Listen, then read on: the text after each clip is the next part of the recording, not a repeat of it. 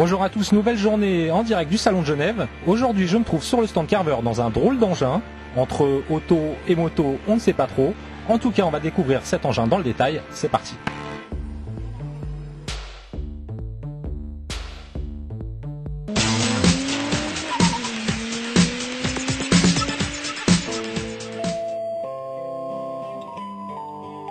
Une seule roue à l'avant, deux à l'arrière, un look tonitruant et un moteur 4 cylindres de 659 cm3 développant 68 chevaux. La version définitive du Carver One se découvre au Salon de Genève. Un produit rafraîchissant, comme seul sait en présenter le Salon suisse.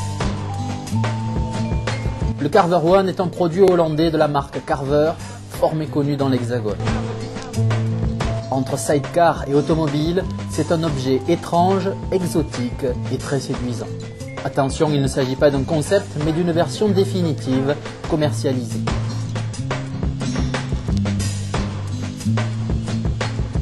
Doté d'un moteur d'origine Daihatsu, un 4 cylindres de 659 cm3, le Carver One, malgré cette cylindrée modeste, pourra compter sur un rapport poids-puissance phénoménal. Ainsi, ce 3 roues affiche une vitesse de pointe de 185 km/h et abat le 0 à 100 km/h en 8 secondes 2. Le tout pour une consommation estimée à 6 litres au 100.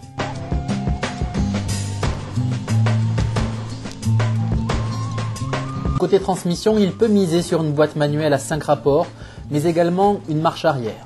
Surtout, son système DVC lui permet une inclinaison étonnante de 45 degrés en fonction de la vitesse et de l'angle donné au volant. De quoi se donner pas mal de sueur froide en vérité.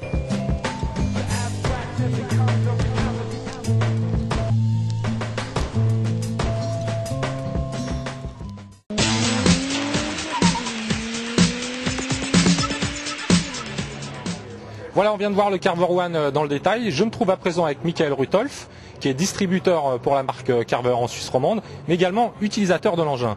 Monsieur Rutolf, bonjour. Bonjour. Alors, première question, ce drôle d'engin, comme je disais, c'est quoi? C'est une auto? C'est une moto? Ni l'un ni l'autre. C'est un Carver. Donc l'automobiliste va retrouver ses pédales, mais au niveau sensation, c'est complètement nouveau. Ça s'incline comme une moto. Et puis le motard, lui, il va être un peu perdu parce que les commandes sont toutes différentes. Il n'a plus besoin de travailler avec son corps. L'inclinaison est automatique. Donc c'est un Carver. On ne peut pas comparer. Il faut découvrir vraiment. Il faut s'asseoir au volant pour découvrir le véhicule. Mais est-ce que ça nécessite un permis spécial pour conduire ce Carver One? Je ne connais pas les lois dans tous les pays. En Suisse, on a le droit de le conduire avec le permis de moto et le permis de voiture. Quelle puissance développe le Carver One? Alors le Carver One est basé sur un moteur de voiture. C'est pour une question de poids. Déjà le véhicule est plus lourd. Donc ils ont voulu faire un véhicule qui dure plus longtemps au kilométrage. Et c'est un moteur de 4 cylindres Daihatsu, turbo compressé à 65 chevaux. Une extension est prévue pour cet été à 85 chevaux. Mais j'imagine que pour nous, Français, par exemple, il faut une homologation spéciale pour conduire ce type d'engin? Non, alors il est homologué, c'est une création européenne.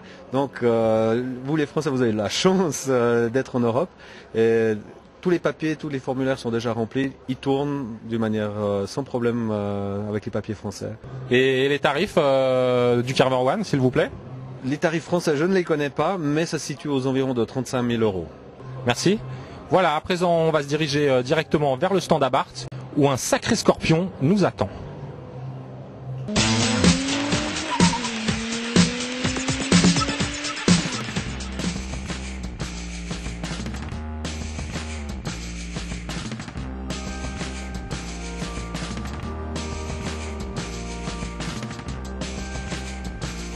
Pour qui s'intéresse un peu à l'histoire de l'automobile, Abarth résonne d'une douce musique, d'un agréable parfum de nostalgie. Car ce logo a fait longtemps parler la poudre de la sportivité au sein de la marque Fiat, notamment en s'apposant sur le modèle Nuova Cinquecento, qui lui fit acquérir ses lettres de noblesse.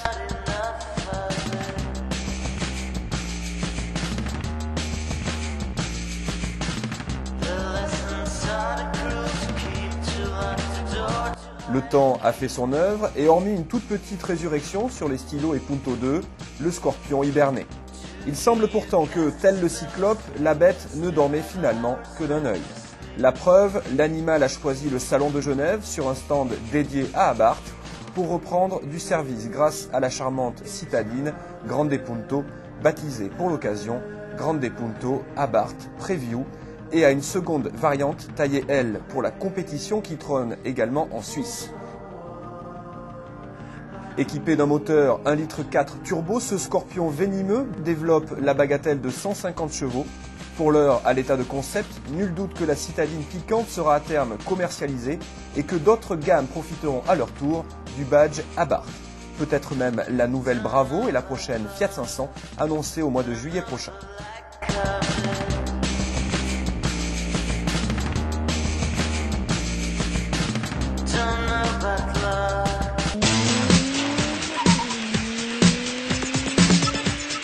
Le salon automobile de Genève, vous le savez, ce ne sont pas seulement des voitures, mais de très jolies hôtesses.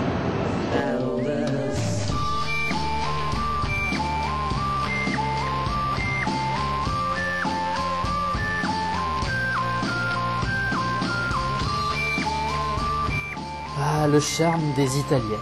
Le glamour et l'attirance magnétique des hôtesses Alfa Romeo n'ont pas attiré que des alfistes orthodoxes. Aux côtés des nouveautés de la marque au trèfle, les courbes sculpturales de ces naïades ont stoppé net bien des visiteurs.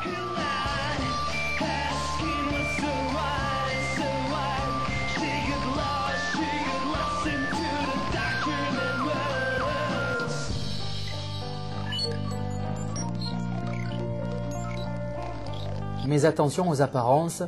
Si les Alfa cachent bien un moteur italien sur leur capot, les hôtesses, elles, n'ont d'italienne que l'apparence.